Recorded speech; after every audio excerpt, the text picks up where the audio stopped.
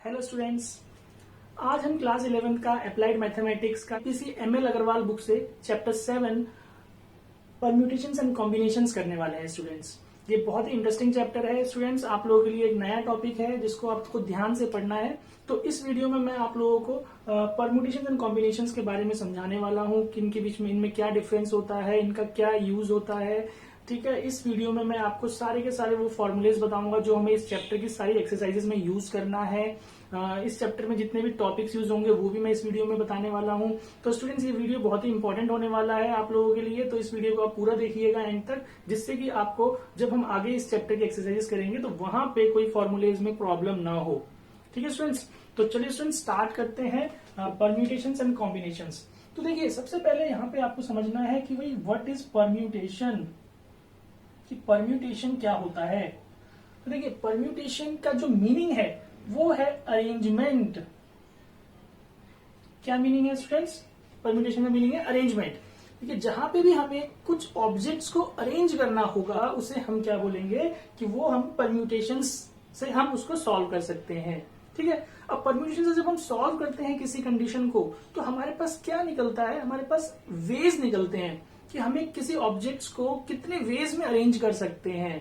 ठीक है, तो अब देखिए मैं आपको एग्जांपल समझाता हूं जिससे कि आपको ये परम्यूटेशंस का थोड़ा सा मीनिंग क्लियर हो जाएगा। जो हमारा परम्यूटेशंस हमारे जो डे टू डे लाइफ में हम रियल लाइफ एग्जांपल कह सकते हैं इसको। जैसे स्टूडेंट्स, अगर आपके पास सपोज मैं बोलूं कि आपके पास एक ही नोटबुक है, मैथ्स की आपके पास नोटबुक है।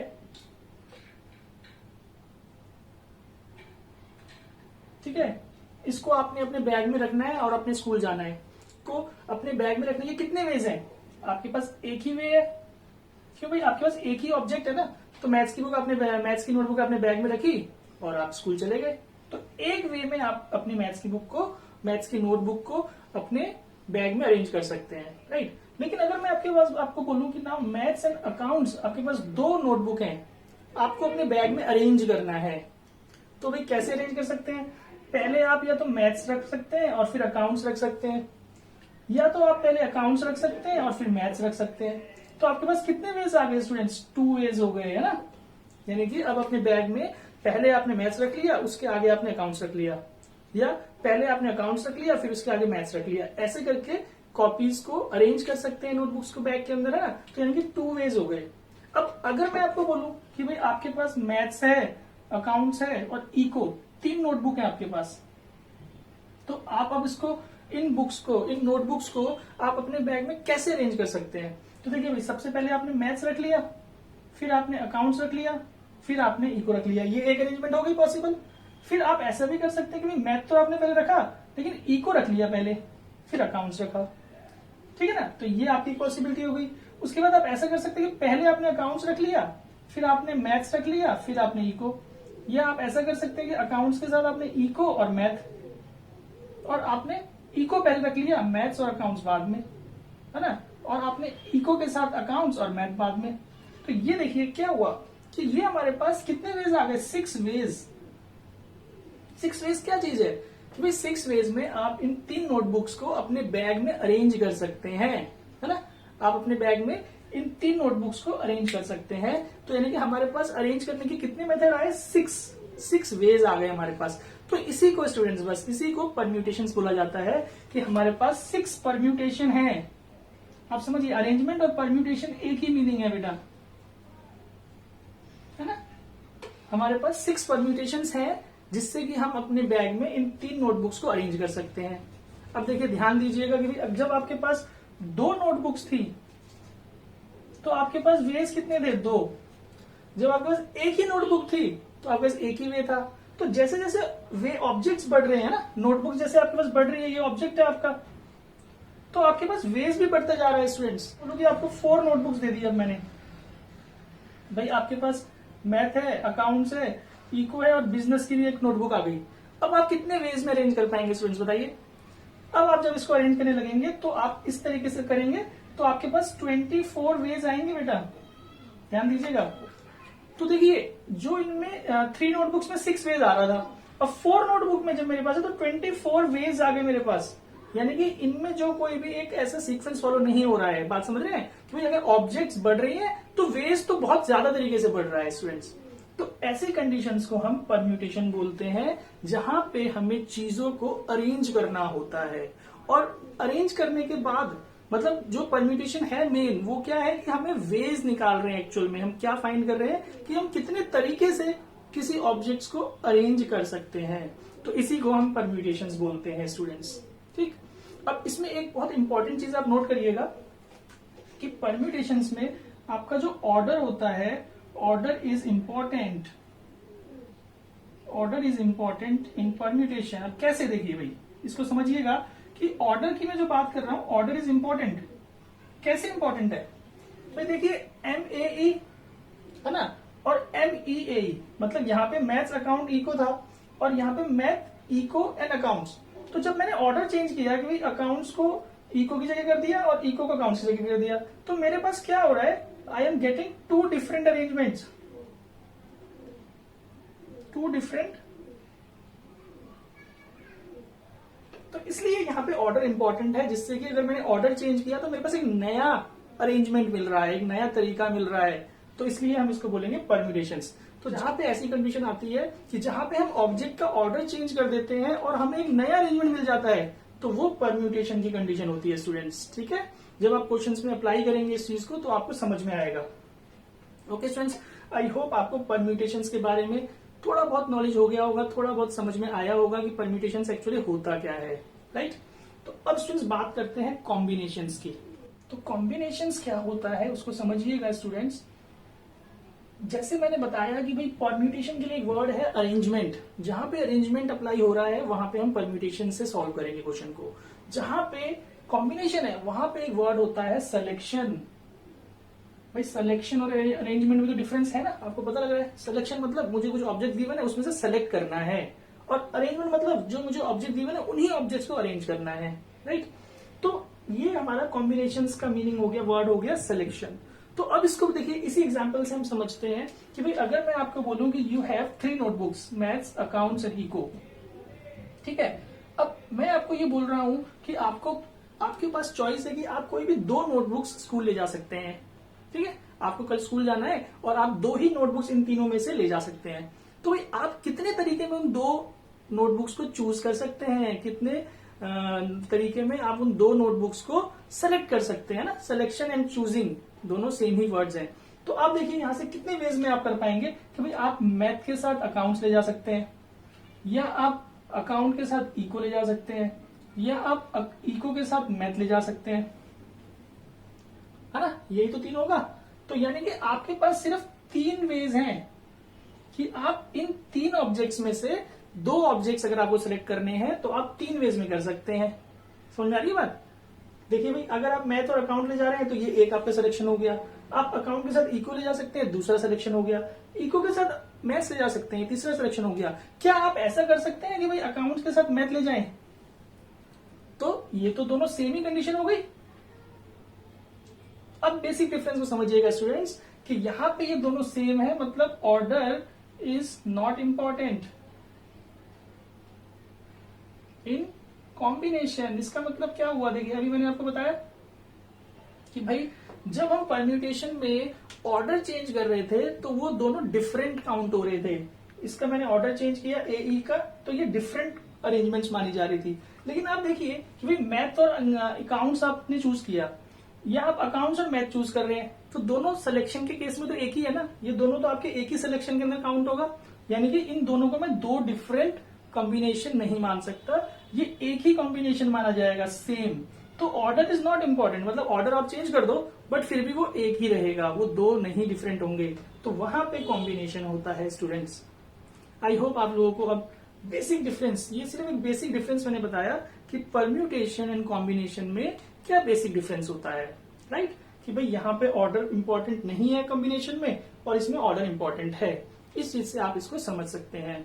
अब जैसे जैसे आप क्वेश्चंस में आप इनके परम्यूटेशन एंड कॉम्बिनेशन से क्वेश्चन सॉल्व करते जाएंगे, वैसे वैसे आपको ज्यादा बेटर अंडरस्टैंडिंग होती जाएगी कि भाई क्या परम्यूटेशन होता है और क्या कॉम्बिनेशन होता है। ठीक है, आपको बस बेसिक लॉजिक ये समझना है कि जहां पे हमें अरेंजमेंट करना है वहां पे हम परम्यूटेशंस यूज करेंगे, और जहां हमें सिलेक्शंस करनी है वहां पे हमें कॉम्बिनेशंस यूज करनी पड़ेंगी। राइट, और ऐसे भी क्वेश्चंस होंगे स्टूडेंट्स कि जहां पे हमें दोनों यूज करने होंगे, मतलब हमें पहले सिलेक्शन करके फिर उन सिलेक्शंस का हमें अरेंजमेंट्स करना होगा, राइट स्टूडेंट्स। तो आई होप आपको ये समझ में आ गया होगा, आप इसको नोट कर सकते हैं और मैं आपको आगे इस चैप्टर में जो टॉपिक है वो मैं आपको समझाने वाला हूं। अब हम बात करते हैं इस चैप्टर में जो पहला टॉपिक आप लोगों को पढ़ना है वो है फंडामेंटल प्रिंसिपल ऑफ काउंटिंग। तो इसका डेफिनेशन मैंने लिख दिया है, मैं इसको आपको एक्सप्लेन कर देता हूं और उसके बाद फिर हम कुछ एग्जांपल्स डिस्कस कर लेंगे इसके ऊपर, राइट। तो देखिए ये क्या कह रहा है कि if there are m different ways in which an event can occur, following which another event can occur in n ways, then the number of different ways of occurrence of both the events is given by m into n ways।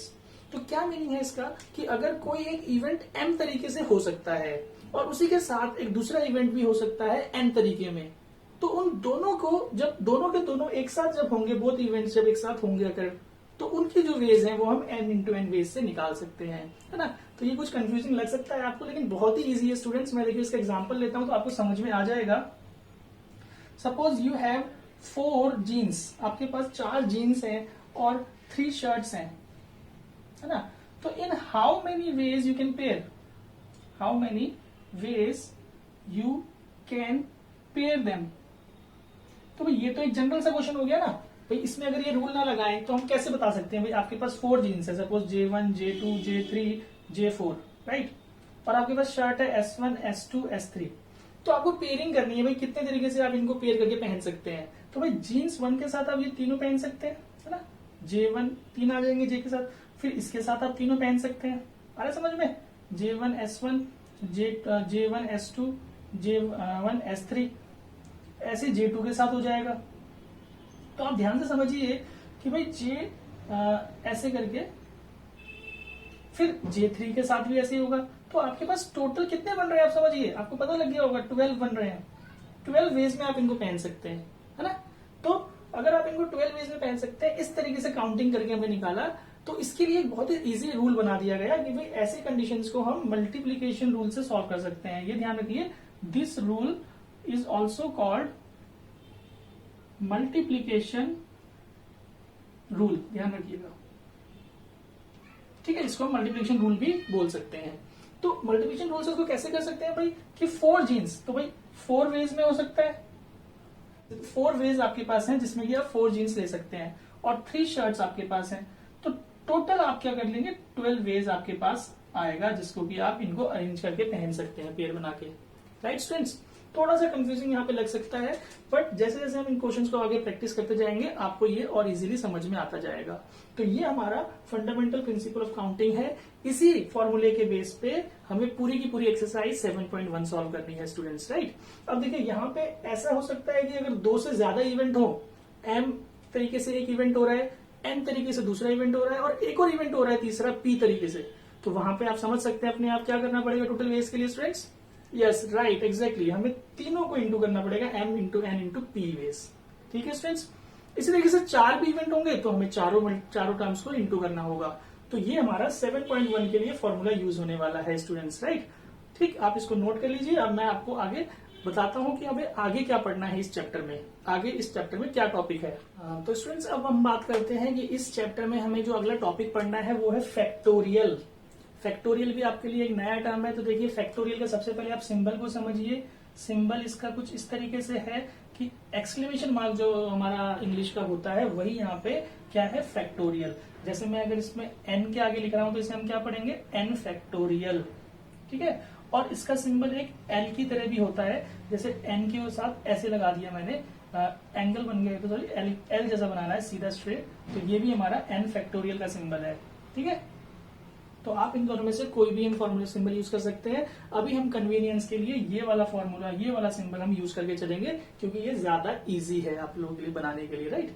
तो अब इस factorial का क्या meaning है उसको समझते हैं कि भाई जो फैक्टोरियल है n फैक्टोरियल, तो इसका ये मीनिंग है कि जो भी नंबर होगा उसको आपको इंटू करना है, उसके टर्म्स को कम करते जाना है और 1 तक वो इंटू होता जाएगा एक एक करके। जैसे फॉर एग्जाम्पल आपके पास 8 फैक्टोरियल है, तो आप क्या कर सकते हैं 8 into 7 into 6 into 5 into 4 into 3 into 2 into 1।